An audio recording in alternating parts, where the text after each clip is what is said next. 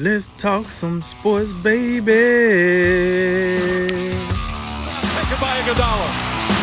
Iguodala to Curry. Back to Iguodala. Up for the layup. Oh, blocked by Jones.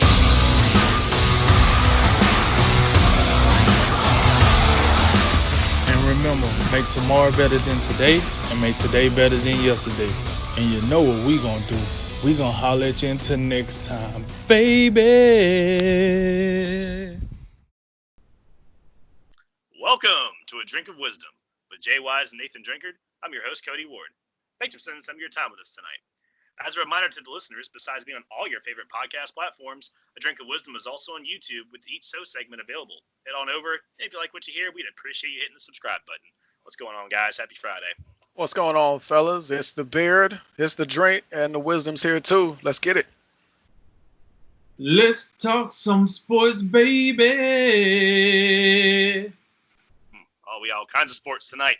In episode 66, we tell you which NFL team swung and missed in the first round. We debate which NBA team is the best outside the Lakers, Clippers, and Bucks, and we welcome a special guest to the show in our last segment. You won't want to miss it. But let's begin with the NFL draft. Last night, the first round of the NFL's virtual draft took place, shattering all-time draft viewership numbers, up 37% from last year. The presentation mostly went without hitches, and the first round is in the books. There were no surprises at the top, with the Bengals taking Joe Burrow and Washington taking Chase Young, but there were a few other interesting picks down the line. So today, guys, we're going to start off with the winners from last night. And Drake, give me your top three winners from last night and why. All right. Well, my first one, I went with the Miami Dolphins for obvious reasons. Let's be real here.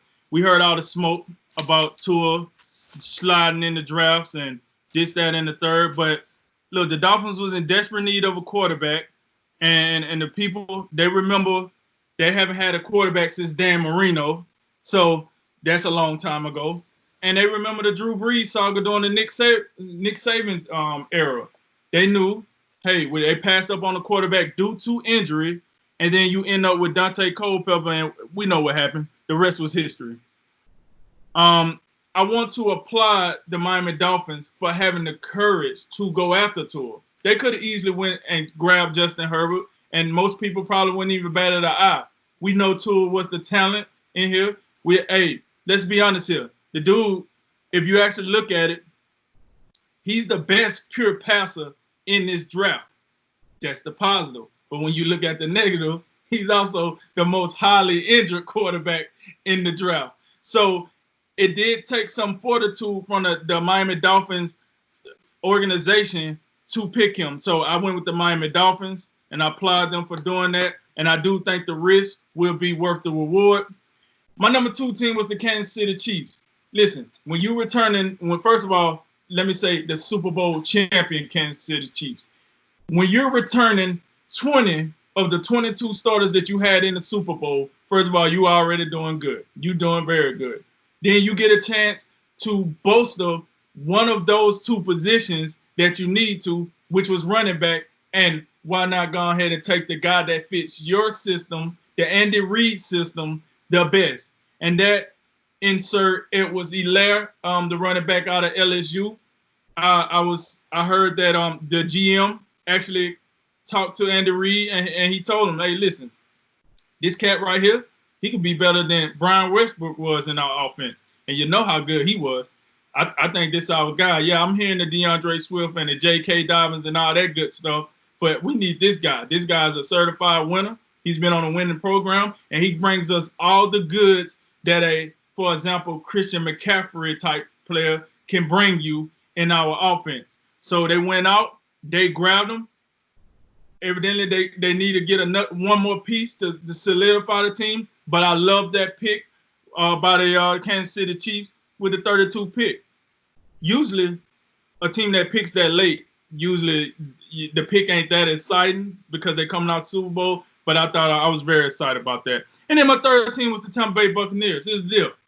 We've been hearing all this smoke about, they got Tom Brady, they got TB, they got the GOAT down here, baby. You know what it is. Open up all the parts and let him come in even though he was supposed to be there. But either way, then weeks later we get, the 24/7 champ from the WWE, Big Gronk, baby, he coming down here. He coming out of retirement just to play with Tom Brady. So we was hearing all this, and we like, oh, okay, that's good. But they still didn't do anything to address the offensive line. They still didn't do anything to address that poor secondary.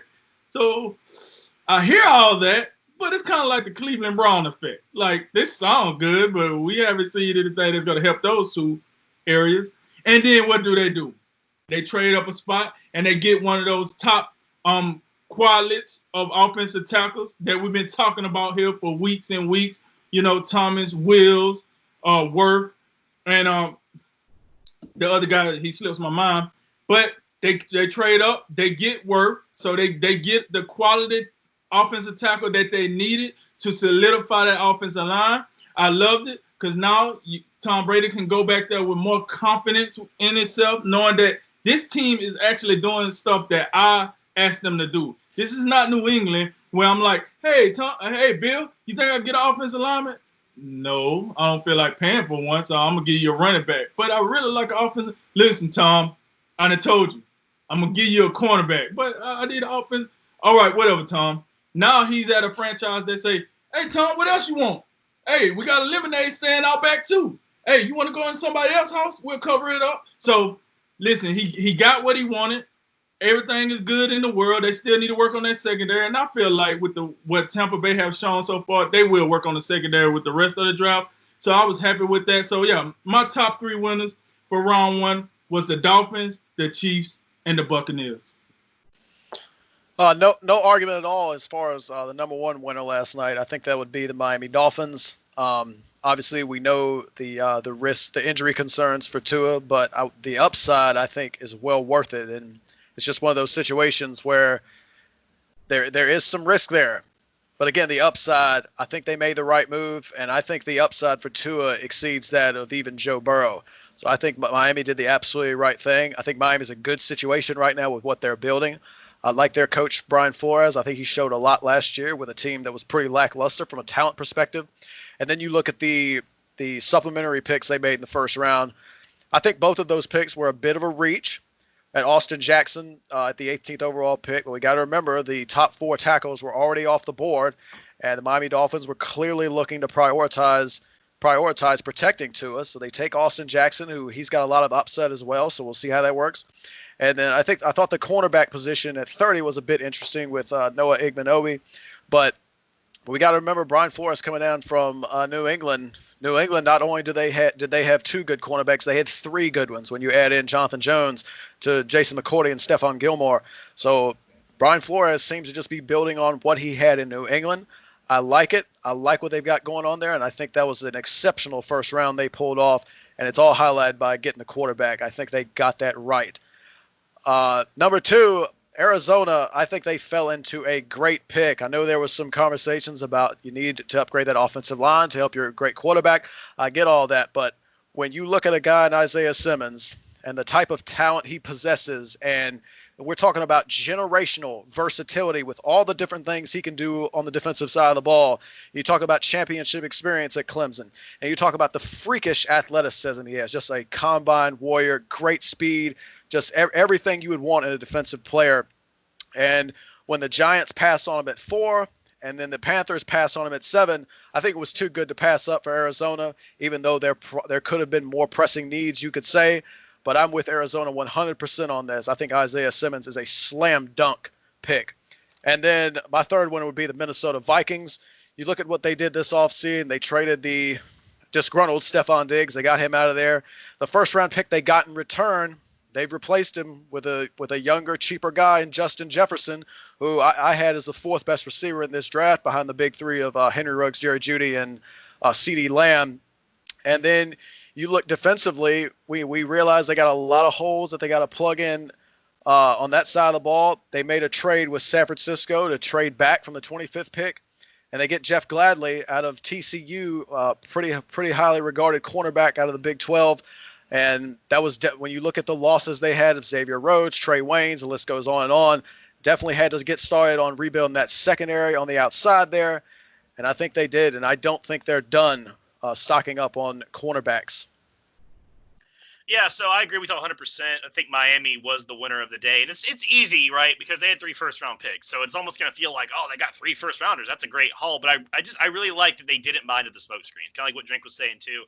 There was so much crap leading up to this draft. Oh, Miami's going to trade all their picks and go get Burrow. They're going to do this. Or they're not even take a quarterback at all. It's like, come on.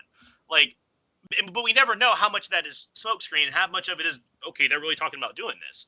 But it was evident that Cincinnati was never trading that pick. They sent Burrow jerseys like weeks ago before this. So it was a done deal.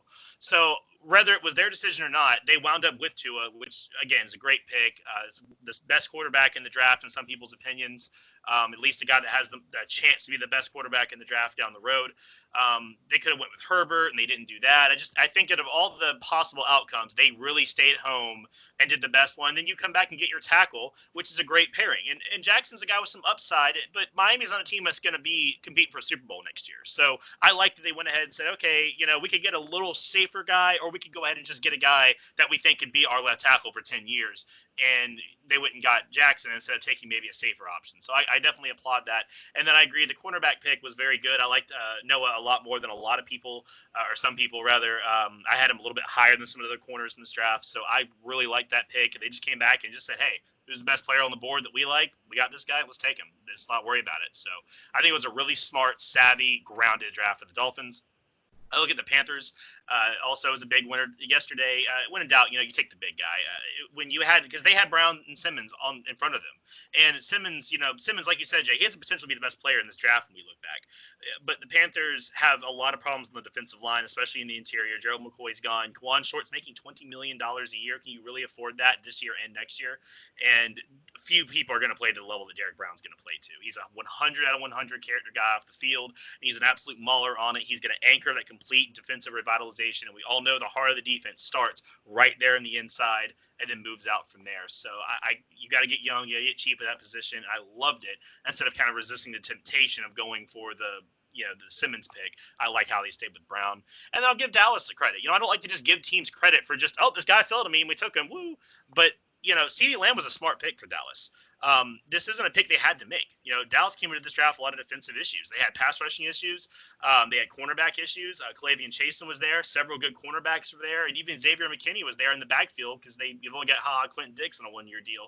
But they just simply said, okay, we're going to take the most talented player that we have available, and that's CeeDee Lamb. And it gives Amari Cooper a legitimate number 2 across from him. And by the way, Cooper's contract, that $100 million contract, is only guaranteed after 2021 or up until 2021. So they could definitely look to cut salary. If you're going to sign Dak, you got Zeke's big contract, Dak's big contract. You may need a big way to cut a lot of salary in a hurry coming up in the next few years, and that could be a very easy way you could cut it and let Amari Cooper move on, and then you've got CeeDee Lamb as your premier number 1 wide receiver. So those are the 3 teams I think did the best as far as the draft went yesterday.